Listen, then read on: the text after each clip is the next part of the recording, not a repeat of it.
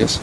Yeah, we want them all. The best thing if we can get is a really fit list. For 90% of the list to be available all the time would be a great thing. We know AFL footy's a tough game, and you're never going to get them 100% ready to be picked. But if we can get 90% of the list available for the whole of the season, we'll be in a really good spot. What did you learn about your players overseas? Well, I learned that they like to win, which is really important because in the exhibition game you see the game where the boys were down by a few goals, but they just really rallied, and I enjoyed their spirit. I think as a group you can see that they're a really close group and enjoy each other's company. Well, there's some young players you didn't know a lot about who have really caught your eye already.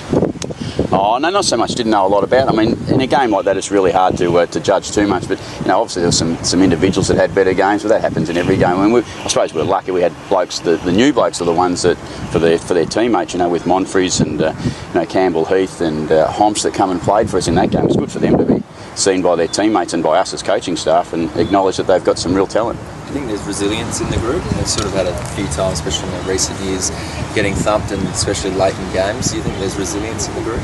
Oh, look, you hope so. I mean, I haven't been here long enough to make those calls, I don't think, at the moment. But, it's a really hard industry that they work in. They've got to be resilient people to make it through to this point, and then to get the most of them out of when they start to become those AFL players. In terms of the focus on pre-season, obviously the club has played going very fast. Is your slate clean to start again, or are there things to be learned that was done in the lead up to this season or the season just coming? I think that's the beauty of AFL footy. You get a lot of information over a long period of time, and you'd be mad not to use that information. And Darren's already been through all that information, got a really good handle on what the players have been already through and what they're capable of going through for this pre-season. So hopefully, as I said, by the end of the pre-season, he'll have them in great shape. And expectation-wise, you've already said you don't want to put a ceiling on these guys, but over the pre-season, are there a set of expectations that you want them to uphold?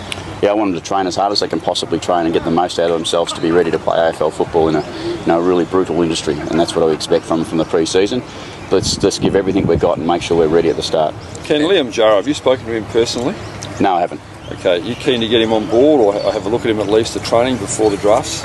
Look, and any of that stuff, we're not going to sit there and talk about who we might and might not get on board. We're just going to talk about with our list management team that they'll go through all the players who are available and see what's the best players that suit us, and then we'll make some decisions once that time comes as to whether we should have a look at those players at training and and whether they're the ones that we want to add to our list. So it's an open-ended answer from me, but I'm not prepared to say yes, we're going to look at these players or those players. We're just going to make sure we get the best players we can. Can I ask you about Ben Jacobs? I wrote he sort of left the door open a little bit last week saying you might redraft. Is there any point in that at all? I suppose again it's a list management one where you've got to weigh up the talent that's available versus and we obviously understand Ben's decision to return home. So we're going to make sure we make a really good decision for the club and make sure our list is in the healthiest position it can be. Now whether that involves Ben or not, we'll make that decision. Have you identified the types of players you might be taking in the draft? What areas you need to bolster in the team? Oh no, again the typical answer is we're going to get the best talent that we possibly can, and there's with our early pick is obviously going to be a very good player available to us, and we've got a couple of picks at 30 and 31 which are going to be really important. We hope to get round our list off that'll be again based on what the list management boys think. Where do you stand on the captaincy at the moment? Is it sort of Dom's if he wants it, so to speak, or do you start with a clean slate there? Oh no, it's like every pre-season with every AFL club. Everyone goes through you have an existing captain, and Dom's that as we sit here now, and we'll go through the pre-season and we'll make those decisions in February, March as to when the right time is to make the further announcements on all those things. So will young players like an Ebert and a Boak get a chance to push for that role over pre-season with what they do on and off the track? Maybe a little silly, but I think every player gets an opportunity to show that they've got some leadership over the pre-season, and we look forward to seeing who all those players are.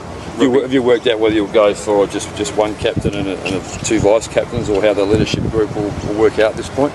Yeah, no. Again, it's the same answer. We'll go through the whole pre-season. We'll look at all the people who are available and see. You get some surprises sometimes. You get through a pre-season, you see some people that jump up. And who's to say who those players will be and who will be a part of the leadership group. But again, typically they're based around a whole club decision, not just me as a coach. Yeah. So the players normally have a bit of a vote and that sort of thing. So will that continue, and then you guys will rubber stamp that, or? Yeah, certainly you love to have the players' involvement and their input as to who are the players that they respect the most as far as being the leaders of their club, and that would be the same. We'll take their information on board. Robbie Gray, how's his knee coming along? Is he going to be doing some stuff today? Yeah, no, Robbie's just started going again and started running again. He's had some little issues with his knee and his calf getting back, but whilst we were overseas, he got an opportunity to see one of the best specialists in the world, and he got a chance to see that. And it's about a little bit of patience, but obviously we're really keen to get Robbie back as soon as we can, but we're also mindful that we need Robbie back for the long term.